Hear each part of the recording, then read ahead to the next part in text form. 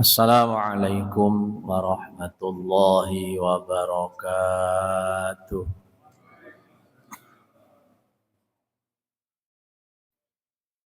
Alhamdulillahilladzi jalla wa ala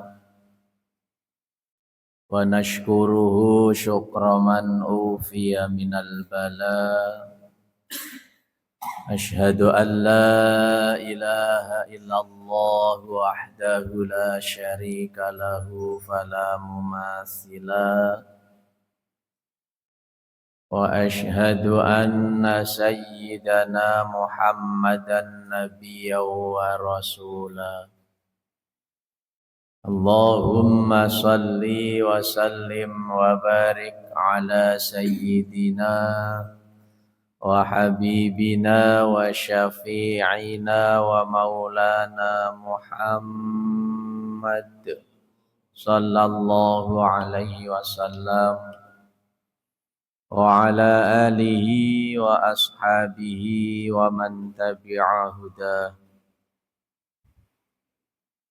Qala Allah ta'ala fi kitabihil karim wa huwa asdaqul qailin. A'udzu billahi minasy syaithanir rajim. Bismillahirrahmanirrahim. Likulli ummatin ajal fa idza jaa ajaluhum la yastakhiruna sa'atan wa la yastaqdimun. Wa qala an-nabiy sallallahu alaihi wasallam kun fid dunya ka'annaka gharibun aw 'abiru sabilin wa'udda nafsaka min ahlil qubur. Sadaqallahul azim wa sadaqa rasuluhun nabiyul habibul karim wa nahnu ala dhalika minasy syahidin asy-syakirin walhamdulillahi rabbil alamin. Jamaah salat maghrib Masjid Jami At-Taqwa yang insyaallah sama-sama dirahmati dan diberkahi oleh Allah Subhanahu wa taala. Sebelum kita melanjutkan kajian kitab Tambihul Ghafilin karangan Imam Abu Lais As-Samarqindi, pada malam hari ini bertepatan dengan tanggal 17 Jumadil Ula 1446 Hijriah yang bertepatan dengan tanggal 19 November 2024 Masehi. Marilah terlebih dahulu kita bersama-sama memanjatkan puja dan puji serta rasa syukur kita kehadirat ilahi Rabbi Rabbil Alamin atas segala limpahan karunia, nikmat, taufik, hidayah serta ridhonya. Alhamdulillah kita dipertemukan kembali dalam majelis ilmu, majelis silaturahmi yang dilaksanakan setiap Selasa malam Rabu di masjid yang kita cintai ini, dalam rangka sama-sama ingin mencari keberkahan dan keridhaan Allah Subhanahu wa taala. Melalui taklim pada malam hari ini mudah-mudahan dosa-dosa dan kesalahan kita semua diampuni oleh Allah Subhanahu wa taala, dan mudah-mudahan langkah kaki dan niat kita dari rumah menuju majelis ini kelak akan menjadi wasilah dan sebab dimudahkannya langkah kita semua masuk ke dalam surga. Amin ya rabbal alamin. Sholawat teriring salam marilah sama-sama kita sampaikan kepada uswah kita, junjungan kita, yaitu baginda Nabi besar Muhammad sallallahu alaihi wasallam, berikut para keluarga, para sahabat, para pengikut dan juga umatnya ila yaumil qiyamah.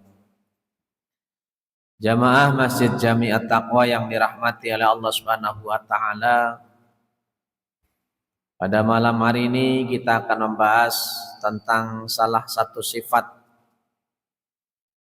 yang seharusnya tidak dimiliki dan seharusnya dijauhi oleh setiap orang-orang muslim yang beriman, karena sifat ini adalah sifat yang sangat buruk yang bisa menghantarkan pelakunya ke dalam siksa dunia dan juga siksa di akhirat nanti, yaitu rakus dan panjang angan-angan, tulul amal, dan juga hubbud dunya.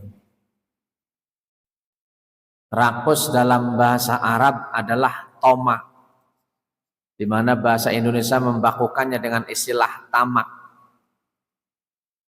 Jadi berarti tamak itu bahasa Indonesia yang sama dengan bahasa Arab, atau bahasa Arab yang sudah dibakukan dengan bahasa Indonesia. Tamak adalah awal dari kehancuran seseorang, diawali dengan terlalu cintanya dengan dunia ini, sehingga menghalalkan segala cara, yang penting tujuan tercapai.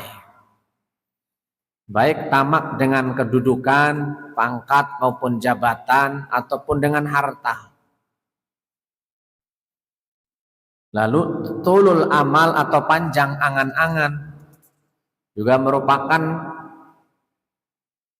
dua sisi yang tidak terpisahkan dengan hubbud dunya atau tamak serta rakus. Dari terlalu cinta dunia ini atau tamak ini, biasanya orang akan panjang angan-angan, sehingga tidak mau berbuat kebaikan, meninggalkan ibadah kepada Allah Subhanahu wa taala. Imam Abu Lais As-Samarqindi menceritakan bahwa Muhammad bin Ja'far telah menceritakan kepada Ibrahim bin Yusuf dari Muhammad Al-Fadl, kemudian dari Husain dari Salim bin Abdul Ju'ad, bahwa Abu Darda radhiyallahu an, beliau berkata, kata Abu Darda, kenapa aku lihat para ulama banyak yang wafat, sedangkan orang-orang yang bodoh di antara kita tidak mau belajar? Inilah fakta. Ya. Mautul ulama, mautul ilmi. Ya. Meninggalnya ulama juga seolah-olah berkurangnya ilmu. Ditambah lagi dengan orang-orang bodoh yang tidak mau belajar. Maka belajarlah sebelum ilmu itu diangkat dengan wafatnya ulama, kata Abu Darda. Kemudian kata Abu Darda, kenapa aku lihat banyak orang rakus terhadap apa yang telah dijamin oleh Allah. Rakus terhadap apa yang telah dijamin oleh Allah. Lalu mengabaikan apa yang ditugaskan kepada kita. Sungguh, kata Abu Darda, aku mengetahui orang-orang yang jelek di antara kamu lebih jelek daripada pengetahuan tukang tapak kuda, di mana mereka tidak menunaikan zakat kecuali merasa rugi, tidak mendirikan sholat kecuali pada akhir waktu. Ini, jadi mereka menganggap kalau mengeluarkan zakat, kalau infak, kalau sedekah itu rugi, karena hartanya kan berkurang. Mereka pun kalau sholat selalu di akhir waktu, dan tidak mau mendengarkan Al-Quran kecuali enggan serta acuh tak acuh. Dan mereka pun pada akhirnya tidak mau memerdekakan budak yang mereka miliki. Ini dulu yang dilihat di zaman para sahabat dulu, zaman Rasulullah seperti itu. Kemudian kata Imam Abu Laits As-Samarqindi, rakus itu ada dua macam. Rakus yang dicela dan rakus yang tidak dicela. Jadi ada rakus yang dicela, ada rakus yang tidak dicela. Kata Imam Abu Laits As-Samarqindi dalam kitab Tanbihul Ghafilin. Akan tetapi walaupun tidak dicela, lebih baik ditinggalkan. Ya, lebih baik ditinggalkan. Rakus yang dicela adalah rakus yang sampai lupa dalam menunaikan perintah-perintah Allah. Nah, ini yang dimaksud orang yang tamak. Cinta dunia yang tidak diperbolehkan itu yang membuat lalai terhadap Allah. Karena Allah sudah mewanti-wanti dalam Al-Quran, ya ayyuhalladzina amanu la tulhikum amwalukum wala auladukum an dzikrillah. Wahai orang beriman, janganlah harta dan anakmu mengakibatkan kamu lalai untuk mengingat Allah. Itu artinya kalau harta dan anak itu tidak menjadikan kita lalai mengingat Allah atau kepada Allah, itu boleh-boleh saja. Ya, boleh-boleh saja. Namun tentunya sangat rawan sekali karena kecenderungannya memang harta itu kebanyakan membuat lalai. Kebanyakannya jarang ya. Yang karena harta itu orang tetap istiqomah selalu mengingat Allah di awal waktu. Seperti yang dulu dimiliki oleh Nabi Ayub, Nabi Sulaiman, para nabi yang menjadi contoh atau menjadi teladan. Bagaimana kekayaan yang melimpah tidak menjadikan mereka lupa sedikit pun untuk mengingat Allah. Tuh. Atau mereka selalu ingin menumpuk harta dan bermegah-megahan. Ini kecenderungannya orang ya, ketika tamak atau ketika rakus. Sedangkan rakus yang tidak dicela adalah rakus yang tidak sampai meninggalkan sedikit pun perintah-perintah Allah. Tuh. Rakus dia memang senang harta, cinta dunia, tetapi tidak sedikit pun mereka meninggalkan perintah Allah dalam mengumpulkan harta tersebut. Dan mereka tidak bermaksud untuk bermegah-megahan. Tuh. Mengumpulkan harta, cinta harta, tetapi tidak cinta jabatan, tapi tidak untuk bermegah-megahan dan tidak untuk kesombongan. Tapi jabatan itu betul-betul digunakan, kedudukan itu untuk amar ma'ruf nahi mungkar. Justru dengan jabatan, dengan kedudukan itu setidaknya ada bantuan power. Ya. Tetapi kebanyakan ketika berada di atas itu orang senangnya sewenang-wenang. Kalau di atas tuh melihat orang bawah tuh kecil aja bawaannya itu. Ya. Nah ini. Jadi sehingga kata Imam Abu Laits As-Samarqandi lebih baik ditinggalkan walaupun boleh. Karena cenderung riskan katanya tuh. Nyaris seperti itu. Ketika berkedudukan, ketika punya jabatan, itu riskan sekali menyalahgunakan jabatan itu. Bahasa orang Cilegonnya megatel, keri. Kalau sudah punya wewenang, punya jabatan itu, untuk nyelewengnya itu riskan sekali. Ya, jadi silahkan cinta jabatan. Kalau itu untuk menjadikan sarana untuk amar ma'ruf nahi mungkar.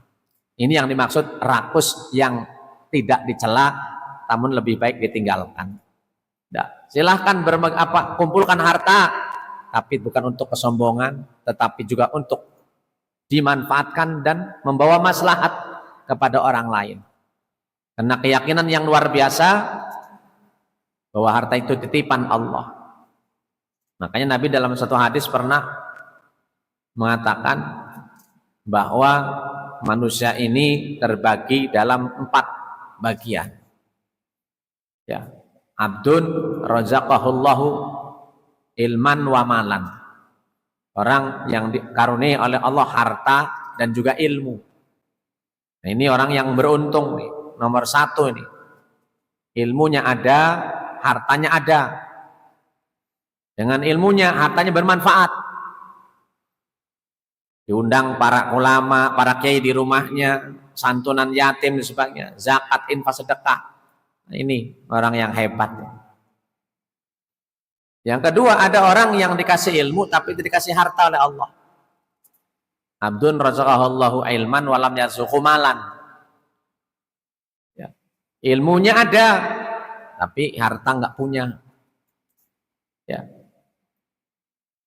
Dengan ilmunya ini, orang ini berkata, seandainya saya punya harta seperti orang nomor 1, saya juga akan sedekah, saya akan santuni yatim, saya akan undang ulama, kiai di rumah saya biar berkah.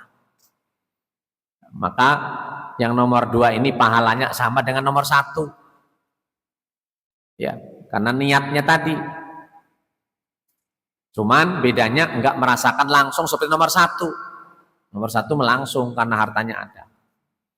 Yang ketiga, orang ketiga kata Nabi, abdun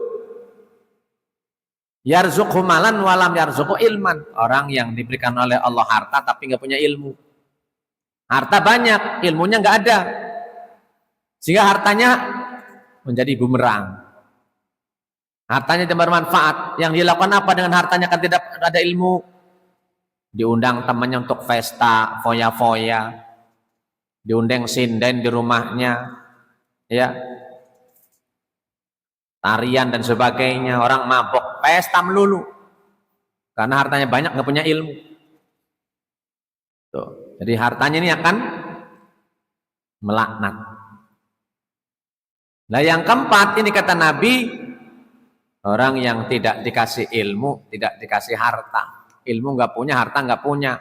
Duh ini memang belangsak, bener nomor 4. Lah kata orang nomor 4 ini, dia mengatakan saya seandainya punya harta kayak nomor 3 itu, orang nomor 3, saya juga undang artis, biduan, ya. Saya pesta ajak teman-teman, mabok-mabokan di rumah.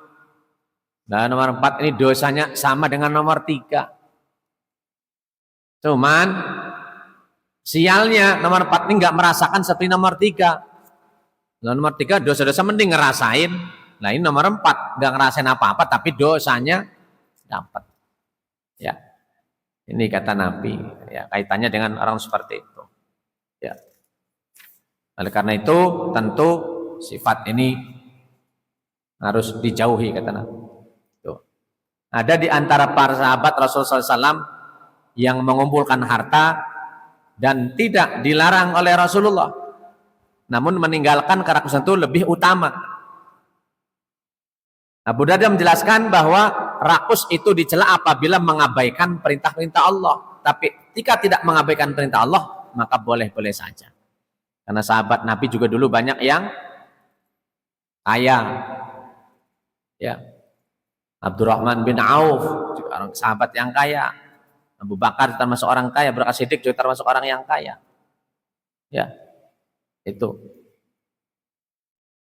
Kemudian Imam Abu As-Samarkandi meriwayatkan bahwa Rasulullah SAW pernah bersabda ya bahwa Siti Aisyah pernah berkata, kata Siti Aisyah, perkataan yang paling sering aku dengar bila masuk rumah dari Rasulullah sallallahu alaihi wasallam adalah lau anna libni adama wadiyaini min dahabin latamanna ilaihi masalisan wala yamla'u jawfa ibni adama illa turab wa yatubullahu ala man taba wa inna ma ja'alallahu ta'ala hadal mala liyuqama bihi salatu wa yu'ta bihi zakah. Lau anna libni Adam, seandainya manusia itu mempunyai 2 lembah dari emas, 2 sawah, 2 kotak sawah emas semua. Kata Nabi, la tamanna ilaihi masalisan. Niscaya ia ingin mempunyai 3 lembah. Punya sawah 2 kotak emas semua, pasti pengen 3 kotak. Punya kontrakan 5 laris, nggak ada ceritanya ngurangi, pasti nambah. Ya, bikin lagi kontrakannya pasti, biar 10, enak kan? Ya, itu pasti. Ini Nabi selalu mengucapkan seperti itu, sifat manusia. Tidak ada yang bisa menutup perut manusia kecuali tanah. Artinya tidak ada yang menghentikan niat seperti itu, kerakusan seperti itu, kecuali kematian. Alhaqumut takasur hatta zurtumul maqabir. Menumpuk-numpuk harta menjadikan kamu lalai. Hatta zurtumul maqabir, sampai kamu masuk liang kubur. Artinya kalau sudah masuk liang kubur baru biasanya berhenti. Kalau belum masuk liang kubur nggak berhenti. Tuh. Kemudian wa yatubullahu ala man taba, Allah menerima taubat orang yang bertaubat. Kalau bertaubat Allah ampuni. Wa inna ma jalal ta'ala hadal mal, dan sesungguhnya Allah Subhanahu wa taala menjadikan harta ini liyuqama bihi shalah, sebagai sarana untuk menegakkan salat dan menunaikan zakat. Jadi harta ini hakikatnya katanya untuk menegakkan salat dan menunaikan zakat. Ya, hadis ini menceritakan tentang umumnya sifat manusia adalah rakus. Ya, kecenderungannya itu pasti. Ya, dikatakan tadi, bukan tidak boleh kata Nabi. Ya, jika punya 2 lembah emas pengen 3, monggo. Yang penting jangan karena itu kita mengabaikan perintah Allah. Lupa untuk mengingat Allah Subhanahu wa taala. Nabi Sulaiman dulu kaya raya, tetap ibadahnya luar biasa. Nabi Ayub dulu luar biasa kayanya, tetap. Ya. Kemudian Rasul bersabda dari Anas bin Malik radhiyallahu an, yahramu min ibni Adam kullu syai'in illa snatan. Segala sesuatu yang berada pada manusia itu akan menjadi lemah. Illa snatani, kecuali 2, yaitu rakus dan angan-angan. Artinya segala sesuatu pada manusia ini menjadikan lemah, tidak berdaya. Tetapi ketika orang itu panjang angan-angan dan rakus, itu kadang-kadang seperti punya tenaga, punya power, punya keinginan yang menggebu-gebu. Ya, itulah yang dinamakan rakus dan angan-angan. Sayyidina Ali bin Abi Thalib karramallahu wajhah, beliau pernah mengatakan dalam nasihatnya, kata Sayyidina Ali, suatu yang aku khawatirkan atas kamu adalah 2 hal. Innama akhafu alaikum, sesungguhnya yang paling aku khawatirkan terhadap kita ini 2 hal, yaitu tulul amal, yaitu panjang angan-angan, wat taba'ah hawa, dan menuruti hawa nafsu. Ini 2 hal yang paling ditakutkan oleh Sayyidina Ali menimpa umat ini adalah ketika panjang angan-angan dan menuruti hawa nafsu. Karena sesungguhnya panjang angan-angan itu dapat melalaikan akhirat. Orang yang panjang angan-angan melalaikan akhirat, dan menuruti hawa nafsu dapat menyimpang dari kebenaran. Tuh. Orang yang menuruti hawa nafsu cenderung punya kecenderungan dia akan menyimpang dari kebenaran karena ingin menuruti nafsunya. Ya. Nafsu dengan harta, jabatan, kedudukan, itu punya kecenderungan seperti itu. Tuh. Makanya Rasulullah SAW juga mengingatkan, ana zaimun li salasatin bisalasatin, kata. Aku memastikan bagi 3 kelompok manusia dengan 3 akibat, yaitu lil muqibbi ala dunya wal harisi alaiha wasyahihi biha bifaqrin la ghinan ba'dahu. Rasul memastikan bagi 3 kelompok orang ini dengan 3 akibat, yaitu bagi orang yang sibuk terhadap dunia, orang yang rakus terhadap dunia, dan orang yang kikir terhadap dunia. Apa akibatnya yang Rasul pastikan? Kefakiran yang tiada cukupnya, akan terus merasa fakir, tidak pernah cukup. Ya. Kalau orang rakus ya terhadap dunia, akan fakir terus, karena akan merasa kurang terus. Padahal sudah banyak tapi merasa kurang terus. Tuh. Kemudian orang yang kikir terhadap dunia dan orang yang sibuk terhadap dunia, dia akan merasa fakir terus, nggak pernah kaya.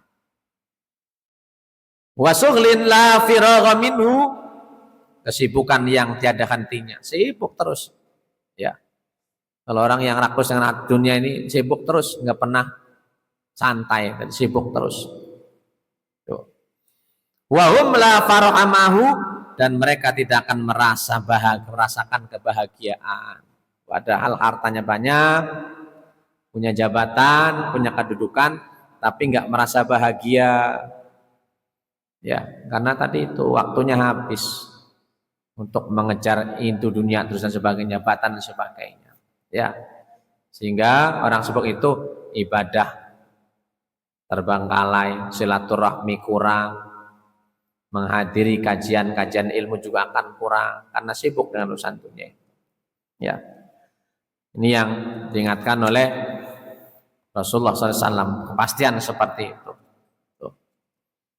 Kemudian diriwayatkan bahwa Nabi Adam alaihissalam terakhir pernah wasiat kepada putranya Nabi Sis dan terus keturunannya sampai kita sebab Nabi Adam.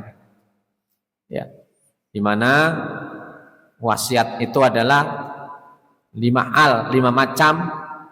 Ya, yang pertama kata Nabi Adam dulu kepada Nabi Sis putranya, katakanlah kepada anak-anakmu, jangan kamu merasa tenang dengan dunia.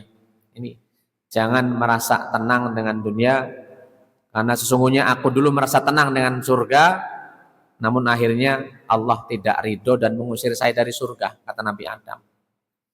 Dulu merasa enak-enak di surga, ya, merasa senang, merasa tenang, tapi Nabi Adam diusir dari surga.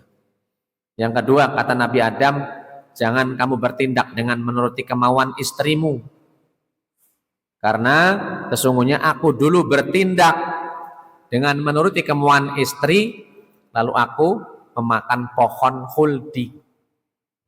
Memang seringkali kehancuran laki itu diawali dari pasangannya, sehingga dikatakan almar'atu imadul bilad, perempuan itu tiang rumah tangga, tiang negara. Kalau benar wanitanya, negara benar, rumah tangga benar. Tapi kalau wanita nggak benar, rumah tangga juga hancur. Ya, itu. Jadi Nabi Adam ternyata dulu terbujuk rayuan istrinya Siti Hawa, lalu memakan buah khuldi, sehingga akhirnya menyesal, kecewa dan menyesal. Ketiga, kata Nabi Adam, setiap amal perbuatan yang ingin kamu kerjakan, pikirkanlah, fakir qabla an ta'zima. Sebelum berbuat, pikirkan. Karena seandainya dulu Nabi Adam berpikir, maka tidak akan memakan buah terlarang, buah khuldi tersebut. Ya, dan tidak menerima akibat seperti diusir dari surga. Yang keempat, kata Nabi Adam, apabila hatimu tidak merasa mantap dalam sesuatu, maka jauhilah. Kan sungguhnya ketika aku hendak makan buah khuldi, hatiku tidak mantap, namun aku tidak menghiraukannya sehingga menyesal. Ya, ini. Dan yang terakhir, kata Nabi Adam, wasyawirhum, bermusyawarahlah dalam segala urusan, karena seandainya dulu aku bermusyawarah dengan malaikat, niscaya aku tidak akan tertimpa musibah ini. Itu diusir dari surga. Jadi karena nggak musyawarah dengan malaikat Nabi Adam dulu, ya akhirnya diusirlah ya dari surga karena memakan buah terlarang tersebut. Ya, itu. Jadi kita sebagai anak cucu Nabi Adam ini memang punya kecenderungan, mempunyai sifat tadi itu rakus dan panjang angan-angan, karena Nabi Adam sebagai anak moyang kita dulu seperti itu. Maka kita harus mengantisipasi, karena sifat rakus tadi betul-betul hanya akan membawa kerugian kepada kita. Memang kembali tadi diperbolehkan rakus selama itu tidak mengabaikan perintah Allah, mengingat Allah, namun lebih baik dijauhi. Ya, lebih baik dijauhi. Itu sarannya Imam Abu Lais As-Samarkandi dalam kitab Tamyiul Ghafilan ini, walaupun diperbolehkan. Ya, rakus dalam arti tetap dalam koridor untuk kemaslahatan dan untuk kebaikan. Punya jabatan rakus silahkan, tetapi rakus dalam arti untuk kemaslahatan. Mumpung punya kekuatan, tapi digunakan untuk kebaikan. Ada yang mendukungnya. Tetapi sekali lagi, kecenderungannya ketika punya wewenang, punya jabatan, punya power, punya kekuatan, itu selalu menganggap remeh yang di bawah, menindas yang lemah, kecenderungannya ini. Ya, bahasanya 1001 yang punya jabatan, punya wewenang, punya kedudukan, punya harta itu yang betul-betul dengan hartanya itu, dengan kekuasaannya, jabatannya itu bisa mengayomi yang lemah, bisa menolong yang kekurangan. Ya, semoga kita dijauhkan, karena ini juga yang dikhawatirkan oleh Nabi.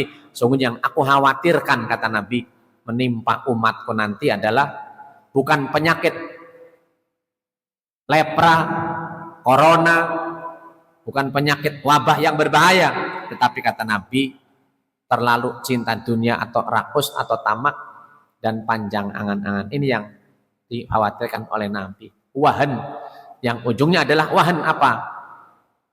Ketika terlalu cinta dunia, takut dengan kematian. Na'udzubillah, summa na'udzubillah. Sekali lagi, mudah-mudahan apa yang diingatkan oleh Imam Abu Lais As-Samarkandi dalam kitab Tamyiul Ghafilan ini menjadi pelajaran berharga buat kita semua, agar kita bisa menjalani kehidupan akhir kita ini dengan baik, dengan berhati-hati, dan menjauhi hal-hal yang dicela, yang dibenci oleh Allah Subhanahu wa taala, sehingga kita mendapatkan keridhaan dari Allah Subhanahu wa taala. Amin ya rabbal alamin.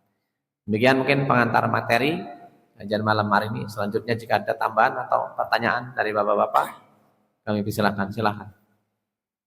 Memang cenderung banyak mengarah kepada yang jelek tadi kata, tapi ada yang boleh selama tidak mengabaikan perintah-perintah Allah. Itu kita mengumpulkan harta, kan rakus tuh mengumpulkan harta terus. Tapi kalau kita selama tidak mengabaikan perintah Allah, tetap dengan harta yang kita ada, kita bantu yang ini, kita bangun masjid apa dan sebagainya. Nah, itu yang baik. Ya, yang dicela yang tadi itu yang melupakan perintah Allah, lupa terhadap Allah. Yang diingatkan Allah kan begitu, wahai orang beriman, jangan gara-gara harta dan anak menjadikan kamu lupa mengingat Allah. Jika kamu berbuat demikian, maka kamu rugi. Tuh. Tapi kalau tidak mengabaikan boleh. Cuman di akhir tadi, tapi lebih baik ditinggalkan. Jangan terlalu rakus. Kita cinta harta, jangan terlalu cinta. Kalau sesuatu yang berlebihan, yang terlalu itu kan kurang baik. Kalau panjang angan-angan ini ya tadi itu.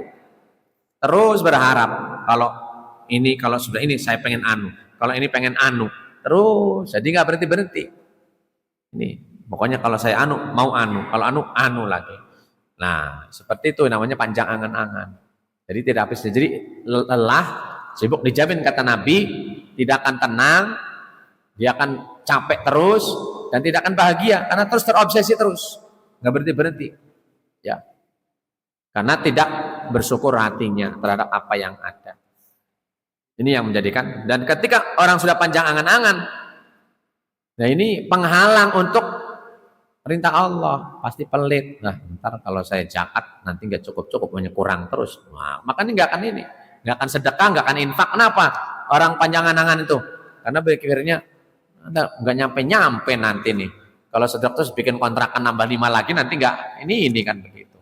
Ya, udah punya 10, pasti pengen nambah lagi 5 lagi terus. Nah, itu yang dikatakan. Ya memang kayak kembaran, kalau sudah rakus itu panjang angan. Wih, kalau jadi RM nanti jadi lurah nih. Udah lurah lah, camat ini. Nah, camat lah, bupati kan begitu terus. Nah, tapi kalau niatnya begitunya itu benar-benar dijadikan mumpung punya jabatan ini lah sejahterakan rakyat. Cuman kan jarang Pak. Kalau udah di atas kadang melihat orang di bawah itu pengennya nengulin kepalanya aja. Kalau ini orang sudah di atas tuh lihat yang di bawah tuh kan begitu cenderungnya. Sehingga lebih baik dijauhi. Ya, kalau punya jabatannya bukan karena rakus, silahkan. Kan zaman sekarang mah begitu mesti harus jadi, sehingga jor-joran keluar uang sebagainya. Kalau sudah jadinya mending mah ini mah mending, cuman jarang. Pikir mereka kalau jadi jabatannya itu keluar uangnya banyak, minimal modal balik dulu ini. Kalau nggak balik-balik modal, lah udah tinggal kabur kita ini orang kecil. Tuh. Ya itu jadi panjangan seperti itu. Terus nggak berhenti. Tulul amal namanya. Tuh. Jadi itu namanya harapan kalau itu mah, bukan angan-angan ya. Taroji, tamanni kalau bahasa Quran. Taroji itu harapan. Ya kalau harapan ini suatu yang kita berharap, dengan harapan ini kita bisa. Tapi kalau angan-angan mah ya sesuatu yang tidak mungkin. Kalau harapan mah sesuatu yang bisa terjadi, bisa tidak. Tapi kalau angan-angan mah ya itu yang tidak mungkin terjadi. Cenderungnya seperti itu. Yang melebihi daripada rakus kalau angan-angan mah. Ya nanti kalau saya jadi presiden mau ya nggak mungkin jadi presiden, itu sesuatu yang tidak mungkin. Gitu. Nah yang dikatakan sehingga dikatakan paling buruk itu ya. Jadi memang konotasi rakus itu memang jelek, sehingga dikatakan ada boleh rakus itu kebaikan dengan catatan tadi itu untuk mengingat Allah Subhanahu wa taala. Tapi kalau untuk menjadi lalai akibatnya jelas itu yang dilarang oleh Allah Subhanahu wa taala. Baik, mungkin kajian kita cukupkan sampai di sini. Karena saya juga mohon maaf tidak berjamaah di sini karena ada keperluan satu hal. Ya, di rumah kita tutup kajian malam ini dengan doa hafal wajib. Subhanakallah bihamdik asyhadu an la ilaha illa anta astaghfiruka wa atubu ilaik. Billahi taufiq hidayah wa ridwan inayah. Assalamualaikum warahmatullahi wabarakatuh. Waalaikumsalam warahmatullahi wabarakatuh. Tadi materi yang telah disampaikan Ustaz, mohon juga Ustaz menjalani beberapa umur satu keluarga, orang mudah-mudahan lancar. Amin. Ya. Terima kasih Ustaz. Mari kita ayo doa para majelis sebelum Allah yang asyhadu an la ilaha illallah. Ditutup dengan hamdalah alhamdulillah. Bila taufiq wal hidayah. Wassalamualaikum warahmatullahi wabarakatuh.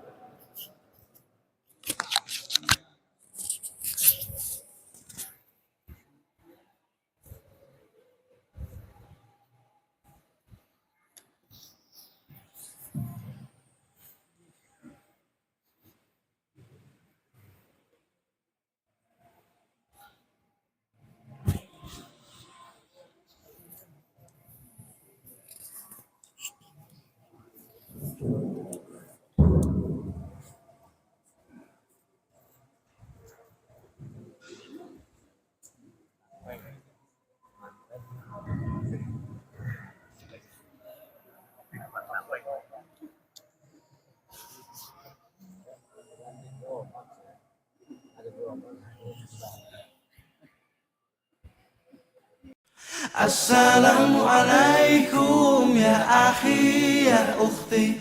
Assalamualaikum ya akhi ya ukhti.